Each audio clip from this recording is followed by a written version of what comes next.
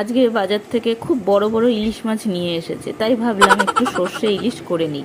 আর ইলিশগুলোকে আমি গোটা গোটাই করে নেব, সেই জন্য তাড়াতাড়ি করে কড়াইতে তেল দিয়ে আর এই গোটা গোটা ইলিশগুলোই আমি কিন্তু ভেজে নেব ছাকা তেলে।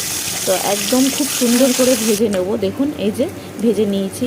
এরপরে আমি তেলের মধ্যে দিয়ে দেবো কালো জিরে। কালো জিরে আর সর্ষের কম্বিনেশনটা খুবই ভালো লাগে, সেই জন্য আমি কালো জিরে দিয়ে দিয়েছি। আর এখানে দিয়ে দিয়েছি সর্ষে আর কাঁচা লঙ্কা একসঙ্গে বেটে। তারপরে এর মধ্যে আমি একটু দিয়ে দিলাম হলুদ আর নুন। তারপরে এটাকে একটু নেড়ে নিয়ে আর ওই ভেজে রাখা ইলিশ মাছগুলো আমি এই ঝোলের মধ্যে দিয়ে দেবো। আর একটুখানি ফুটে উঠবে, ততক্ষণ আমি এটাকে রেখে দেবো। তারপরেই কড়ার থেকে নামিয়ে নিলেই আমার রেডি সর্ষে ইলিশ আজকের মতো। আপনারাও কিন্তু বাড়িতে ট্রাই করে দেখতে পারেন, দারুণ লাগবে এই রেসিপিটা। আর এরকম সুন্দর সুন্দর রেসিপি পেতে আমার চ্যানেল আর পেজটাকে ফলো করে দেবেন।